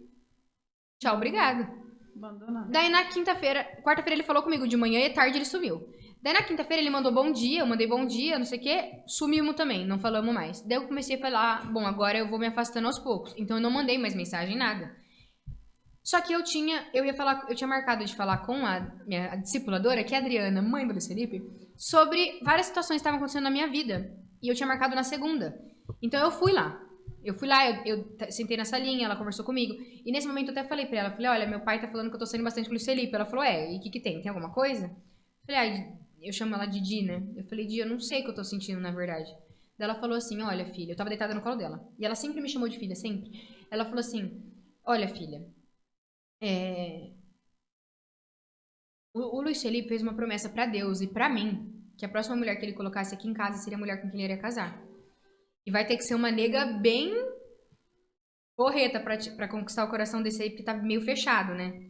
Eu falei, imagino, tipo, lembro que eu conversei com ela e tal. Só que ela não falou querendo me desencorajar, sabe? Ela falou porque eu tava desabafando com ela que eu tinha medo de me envolver com pessoas, de conversar, sabe? Sim. E daí o Lipe me ligou. Tava falando com ela isso, o Lipe me ligou. Deu alô dele. Você tá em casa ainda? Tô. Você pode vir aqui no outro lado da rua, na Proar? Porque eu queria te mostrar uma apresentação pra você ver se tá boa. Tá. Daí eu fui lá, ele e os 2 amigos apresentaram pra mim e tal, não sei o quê. Eu falei, acho que eu vou te ver amanhã. Ele, vai. Eu falei, vou. Era o final do projeto. Na sexta-feira. Tinha lá alguns colegas, empreendedores, uma mulher que tinha trabalhado na Google, outro que é dono de uma rede famosa aqui de Bauru, a Empório Cultural, da livraria, o pai dele da Jalouvi, enfim. Vários empreendedores, os donos da Copacabana, todos lá para avaliar a nossa empresa. Era um baita responsa. E daí eu fui e eu tinha uma prova 8h15. Eu fui às 7, fui pra prova e voltei. E daí quando eu voltei, eu não sentei com o pessoal da igreja, eu sentei com os amigos da sala dele, só moleque, que era todos os meus amigos que eu tinha estudado junto, porque eu estudei em 7 escolas de Bauru. Então, daí eu sentei ali, daí ele, ao invés dele ir lá, ele foi lá, deu um beijo na mãe dele e veio e sentou do meu lado. E ele pegou na minha mão. Eu quase tive um treco, eu cheguei a desmaiar. E o Leonardo, que é um amigo nosso, falou assim, ô Pascão, vou roubar sua namorada, tipo, brincando assim, sabe? Daí eu maior achei que ele ia virar e falar, não é minha namorada. Ele falou, cala a boca, Leonardo. Daí eu fiquei tipo assim, nossa, ele nem negou, né? Talvez eu não esteja tão louca assim. Daí ele pegou na minha mão e ele começou a fazer assim, ó. Eu falei, gente, por que esse menino tá pegando na minha mão? E eu comecei a sentir um negócio, e eu juro por tudo que é mais sagrado nessa vida. Eu achei que eu estava passando mal. Falei, eu acho que eu comi alguma coisa estragada. Porque meu estômago fazia assim, eu nunca tinha sentido Falei, gente, isso aqui tá errado. Tá certo, não. Daí à noite a gente ia num evento de uma outra igreja. E ele falou assim, você quer ir no CrossFit me ver antes e depois a gente vai pra igreja juntos? Eu falei, tá bom. Eu fui lá, vi ele treinando. Daí a gente foi pra essa igreja junto. E daí lá tinha, de 3 meninas que tinha lá, 2 gostavam dele. Nossa. Tava concorrendo. Daí, na hora de ir embora, eu fui de carro com ele, meu carro tava na casa dele, a gente voltou, daí eu comecei a chorar no caminho. Não, daí lá na igreja, eu falei, Jesus, é o seguinte, se ele não falar comigo até meia-noite, até o dia acabar, eu não vou mais insistir, porque daí eu realmente acho que eu tô forçando a barra, que ele é só meu amigo mesmo, e que eu tô confundindo as coisas, eu não quero isso. Daí, a gente foi embora, eu comecei a chorar. Eu falei, tá passando um monte de coisa na minha cabeça. As meninas e eu, a gente tá se dando bem. E eu tenho aquele problema. Daí ele virou pra mim, ele estacionou o carro. Ele olhou pra minha cara e falou assim, esse problema que você tem, você precisa resolver ou nós 2 juntos precisamos resolver? Porque de trouxa Pânico. só tem a cara e o jeitão de andar, né? Eu já tinha me ligado. Só que eu tinha colocado no meu coração, eu precisava acabar uma das coisas que eu tava fazendo na minha vida, que tava na faculdade, com esse projeto. Fazendo meu treino, praticava bastante atividade física, inclusive foi algo que ajudou nesse processo, né? Os jovens, e aí eu precisava dar um tempinho para respirar, para poder encaixar alguma outra coisa. Então entreguei o projeto e falei, pronto, agora vai. Aí, daí a gente já tava conversou, programado. só que ele fez tipo uma entrevista de emprego comigo, sabe? Tipo, quais são os meus defeitos? E as minhas qualidades? Quais são meus maiores sonhos? Gente, eu pareci, juro por tudo, eu tava assim, ó, eu respondia tremendo. Falei, Jesus Cristo, você é aprovada. Você é reprovada, né? Daí ele falou, você tá gostando de mim? Isso aqui, tô. E qual que é o seu objetivo? Eu falei, hoje em dia eu acho que eu queria formar uma família, sabe? Porque eu não acreditava em casamento, até eu me converter. Eu achava que todo casamento tinha traição, todo casamento tinha abandono, todo casamento tinha... Na minha cabeça era assim. Não existia um casamento... Perfeito. Sabe? E daí eu falava, misericórdia. E daí ele ficou 12 minutos em silêncio. Eu olhava meia-noite 38, meia-noite 39, falava, gente, socorro. Não. Daí eu comecei a apertar o freio de mão do carro, assim. Daí ele falou, brinca com isso aqui, brinca. Me deu um lip balm. E daí ele virou pra mim e falou assim, olha, na quarta-feira eu sumi, porque pela primeira vez em 2 anos eu quis realmente cuidar de alguém, e esse alguém é você. Daí eu falei, nossa. Deus. Daí a gente começou a conversar, daí a gente decidiu que a gente ia começar a orar e tal. Só que eu tinha muitos traumas e ele tinha muitos traumas. Ele tinha traumas muito, muito mais recentes do que os meus. Tipo, e os meus eram traumas que muitas vezes eram até adormecidos. Tanto que no segundo dia que a gente sentou pra conversar, o Luiz Felipe chorou. Ele chorou, ele falou assim, Tipo, ele me contou muitas coisas que tinham acontecido na vida dele, sabe? A gente conversou bastante. E eu acredito que a gente ajudou um ao outro a ser quem a gente precisava ser, sabe? Eu vejo, curado, né? Porque Tu quando vê a que gente- o quando a projeto gente de fala- Deus tem um projeto, né? E muitas vezes a gente não entende, né? Como que Deus trabalha. E hoje é visível, tipo, na vida de vocês, assim, a gente que, né, tá há muito tempo e já viu, assim, não sabia de tudo isso, lógico, a gente não sabe, mas é muito visível na vida de vocês a transformação que Jesus fez. Cara, quem conhece nota, percebe, Amém. a aparência de vocês é outra. E pra mim, assim, né, vendo vocês aqui, um pouco que a gente conversou, ver que vocês, assim, Deus uniu mesmo um propósito. Que é um propósito, assim, não é simplesmente um casamento, não, se conheceu, um achou bonito, não. É um propósito, a gente sente, assim, que é um propósito, inclusive com jovens. Sim. Amém. Por libertação, porque muitos jovens estão presos ao que vocês já foram presos um dia, né? Aquilo que o inimigo já prendeu vocês um tempo, né? E hoje vocês estão libertos, visivelmente, a aparência, né? A linguagem. Então, eu vejo que esse propósito é de libertação para jovens. Amém. Para jovens mesmo, né? Eu acho que nesse período é uma libertação para jovens. O que eu aprendi já muito aqui com vocês é sobre isso, sobre a paternidade. Que muitas vezes nós, como pais, a gente falha nisso.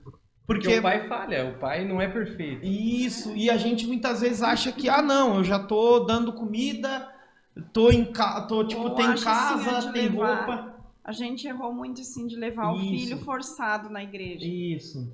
E uma vez, eu lembro agora que a gente conversando, eu lembro que uma vez tu ia escrever um livro, lembra? Isso, por causa da ajuda, a gente ia escrever um verdade, livro. verdade. Como assim? Um dia eu tava orando. E como a tua mãe pede sempre oração pra nós, e daí eu lembro que ela tinha pedido oração e a gente orou, né, amorzinho?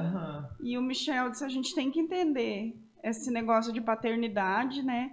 E por que os cristãos acontece isso com os filhos, se os filhos nascem na igreja, né? E os filhos geralmente deveriam seguir que eles não... E Deus tinha me dado uma palavra, sabe, o Felipe? Deu uma palavra sobre ninguém pais. Sabe disso, Ninguém sabe. Eu nunca falei pra ninguém, falou. só eu e a Karina, que isso aqui é a primeira vez. É inédito, agora o Felipe sabe. E agora todo mundo sabe, né? Mas eu fiquei assim, puxa, né? Os pais estão firmes ali. Por que o filho, né? O que acontece?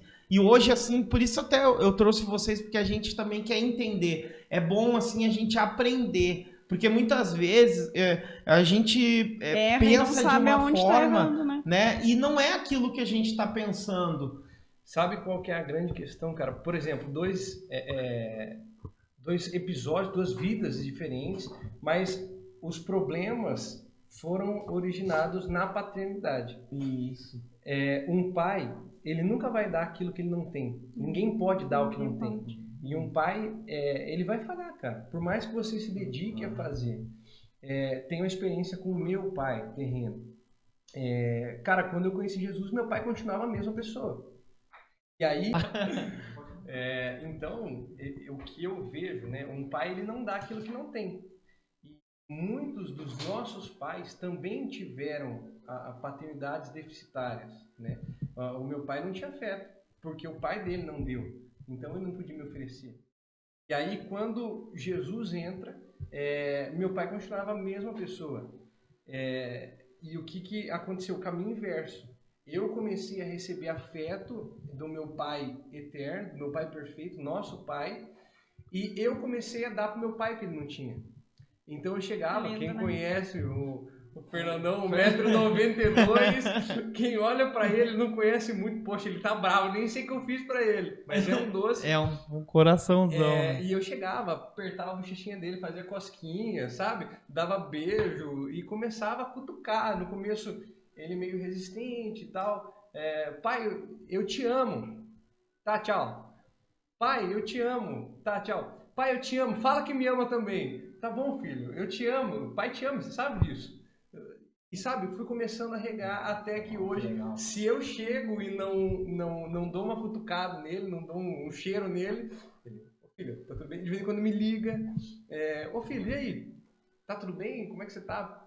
Pai, tá com saudade, você volta hoje? Semana passada tava viajando e me ligou. Preocupado, sabe? Então nós construímos isso, mas quando um filho é curado pela paternidade de Deus, aí ele cura o pai, sabe? E muitos de nós, filhos, a gente vai colocando num caderninho lá o que o pai está devendo para você, né?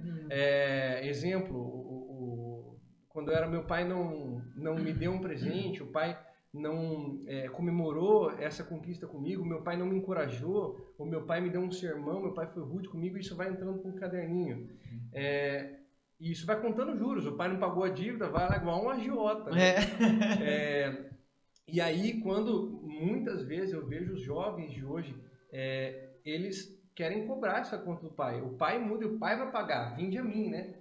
Só que quando a gente encontra Jesus, nós tínhamos também uma dívida impagável, que ele pagou. E nos deu ainda um limite infinito, que é a graça, que ele nos deu, né? Verdade.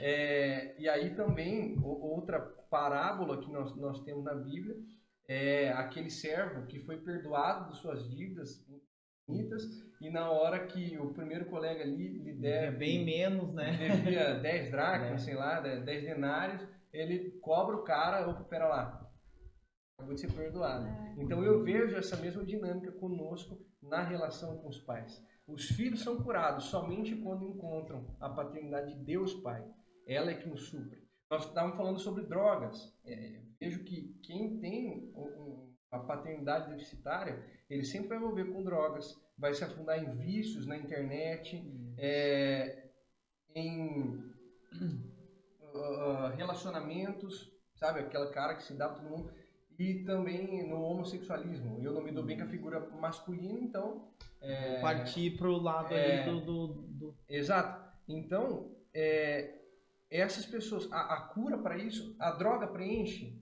Cara, não posso ser hipócrita dizer que não preenche. Na hora que você está usando, você está top. Só que daí passa a brisa, esse vazio volta e volta ainda maior do que você tinha. E aí qual que é a saída? Voltar a usar.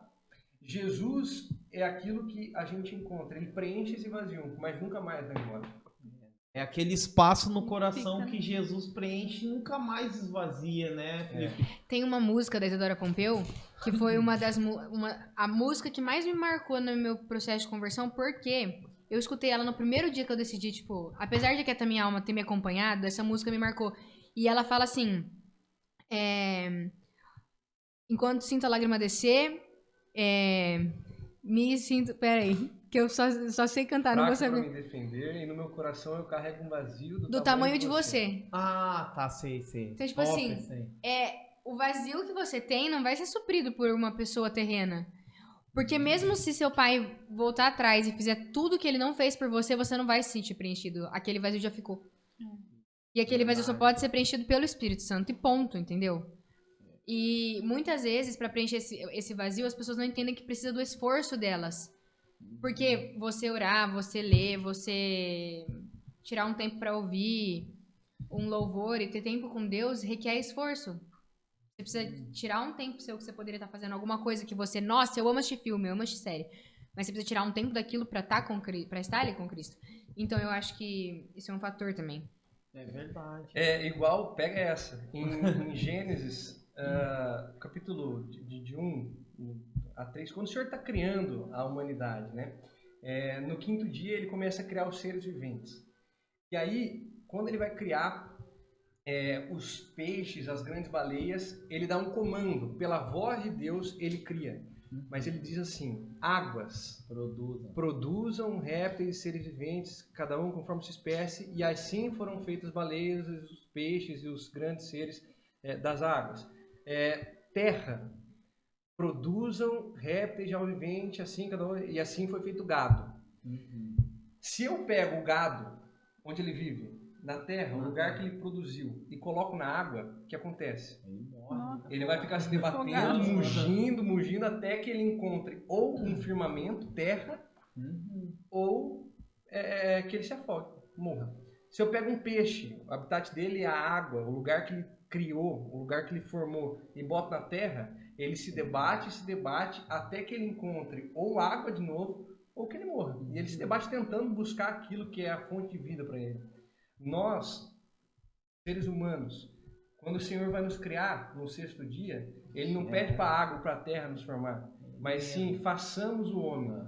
E aí, da mesma forma que o peixe depende da água para viver, que o gado depende da terra, nós dependemos do Senhor. E enquanto nós estamos sem Ele, é como se nós fôssemos peixes fora d'água. Se debatendo, se né? debatendo, procurando água em droga, em relacionamentos, em curtição, em etc. Cada um buscando um lugar, ou até que a gente morra tentando ou encontre Jesus, que é a nossa plenitude de vida. E a Bíblia fala, né, que nós somos gerados nele, né? Então, nós somos gerados nele. Então, se nós sair dele, cara, acabou tudo. E nós, sabe, Felipe, eu tive o inverso. Eu conheci Jesus tarde, né? Tipo, tarde, 29 anos. E também foi com essa intensidade. Eu fiz um monte de coisa. Só droga que eu não me envolvi porque eu tinha muito medo. Então, eu nasci num lugar muito difícil, assim, uma realidade muito difícil. Meus amigos, 90% morreram, né? Foram presos, morreram. E só que cara, o que me guardou, eu vejo assim que Deus, ele guarda também. Com certeza. Tipo, Deus, quando ele tem um projeto, um plano, ele tem um projeto para todo mundo. Mas eu vejo assim que, cara, Deus, ele tem um projeto com certas pessoas que ele vai guardando aquela pessoa. Então eu tinha muito medo de droga. Eu nunca cheirei. Tipo, cara, meus amigos cheiravam, eu nunca, tipo, tive coragem, que eu tinha medo mesmo. Eu morria de medo, eu pensava, cara, vou cheirar, vou dar uma overdose aqui. Alienado, eu sei lá, cara, mas eu tinha muito medo. Então o medo me guardou. Sim. Então eu maconha, cara, uma vez na minha vida de bobeira, assim, como a Júlia falou, não senti nada, então eu falei, cara, não vou usar.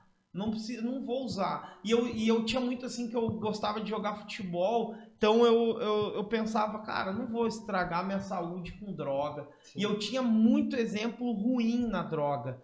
Então eu tinha os meus amigos, assim como vocês tinham os amigos, o Lipe falou uma coisa interessante, né?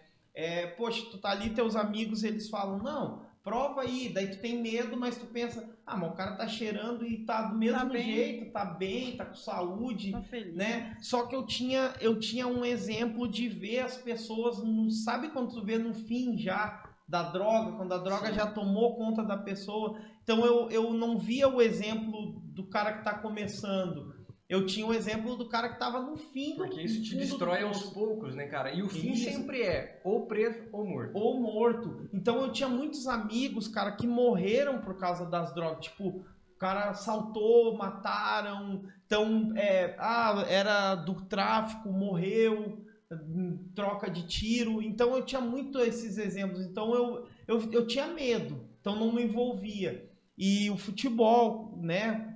Fiquei muito tempo também jogando bola, então isso daí foi me guardando. Mas quando eu me converti, quando eu tive assim, quando eu conheci Jesus, cara, eu fui muito intenso, porque eu disse assim, cara, eu já fui em festa, eu já tinha bebido, né, droga eu nunca usei, mas eu disse, cara, eu nunca senti essa paz assim. Porque é a paz, o que a gente busca é a paz, não é verdade? Tanto quando a gente quer uma amizade, né? A gente quer paz. Então eu disse, cara, eu nunca senti essa paz na minha vida inteira.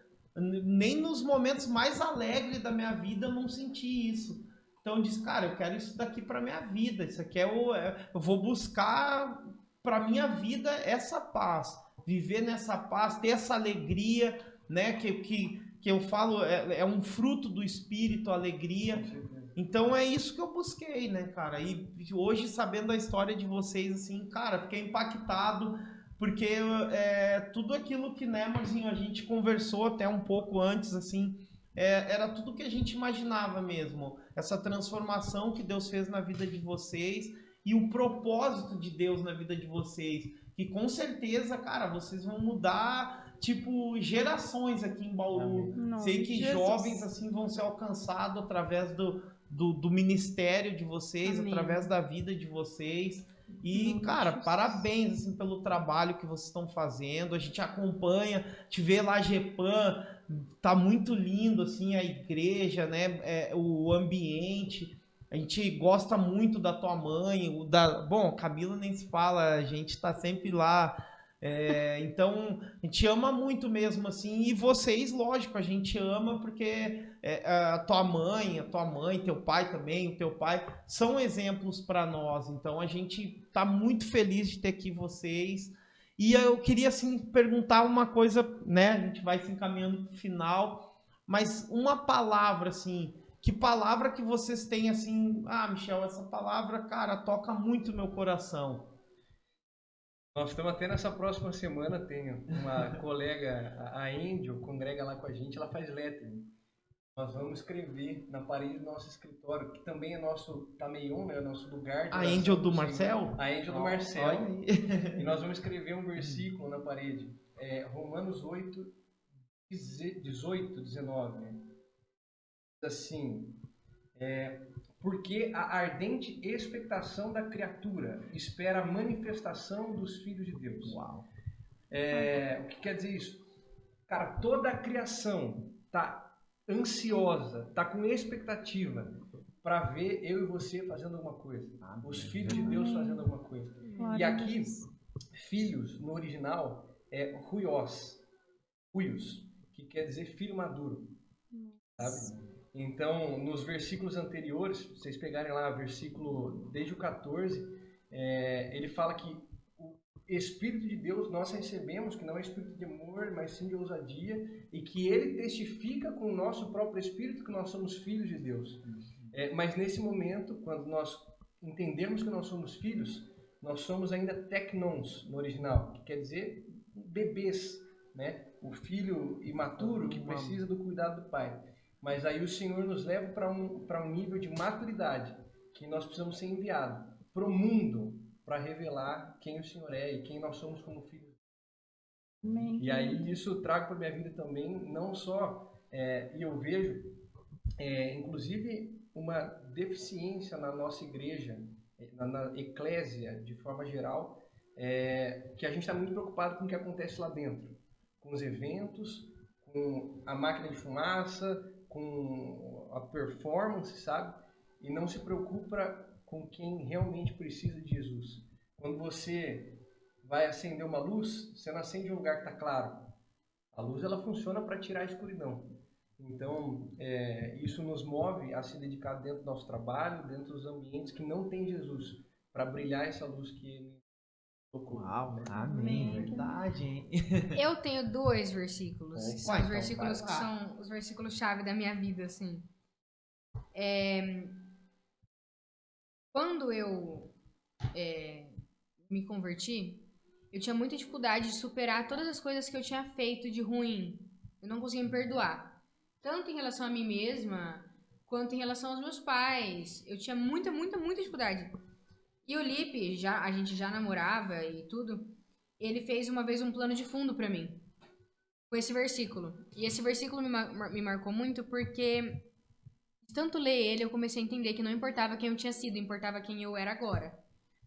Que é 2 Coríntios 5, 17, diz assim: assim que, se alguém está em Cristo, nova criatura é. As coisas velhas já se passaram e eis que tudo se fez novo.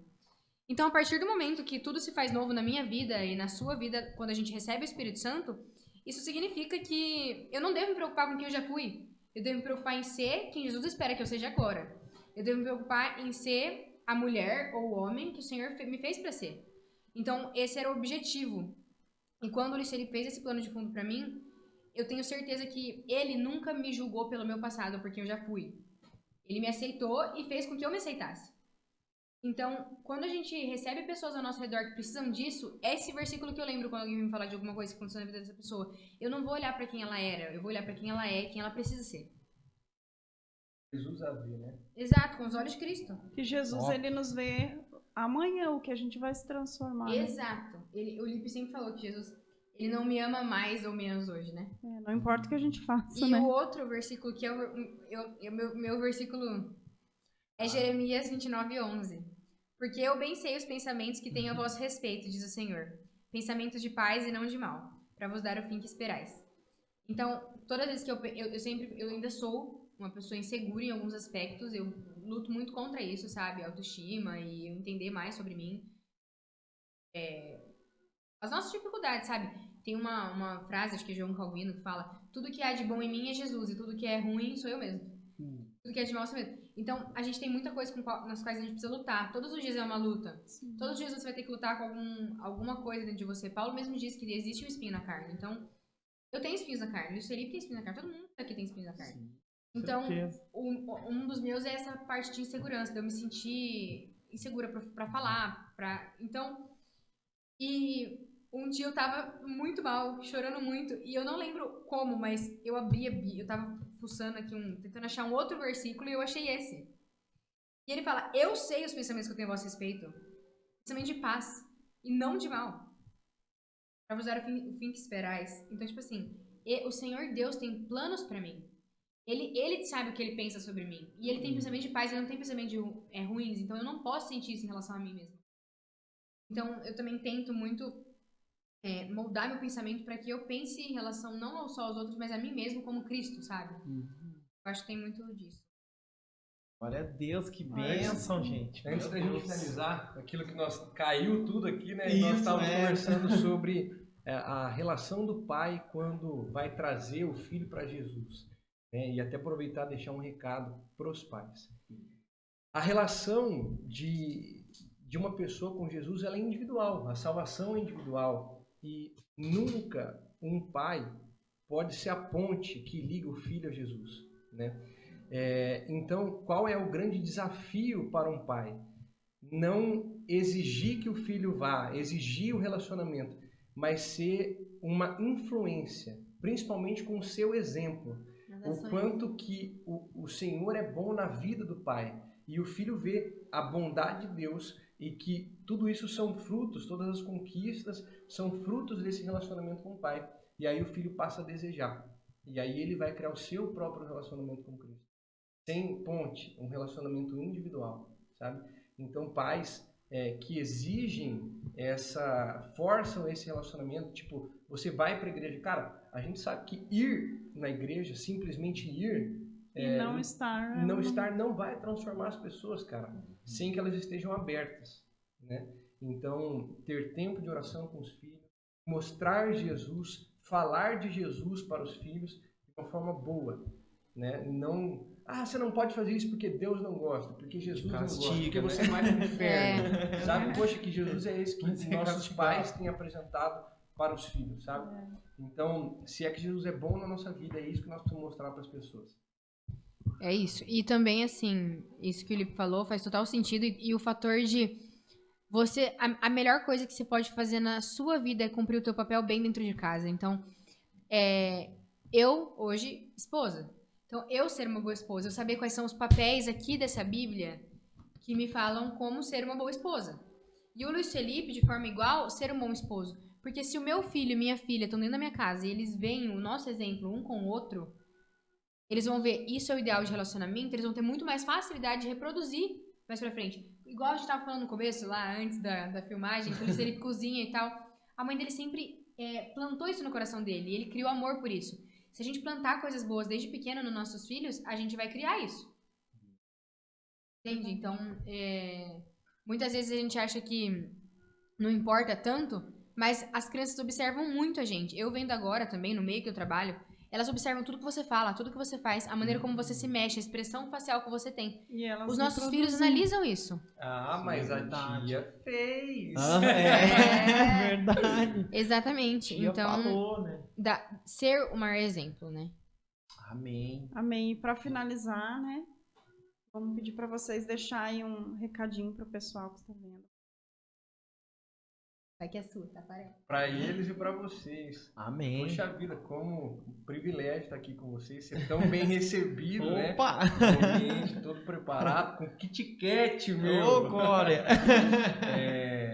Obrigado pela oportunidade aqui da gente compartilhar um pouquinho do que Jesus tem feito na nossa vida e poder também influenciar as pessoas em ver a realidade de Jesus, né? Que ele, de fato, ele é vivo e ele ainda faz.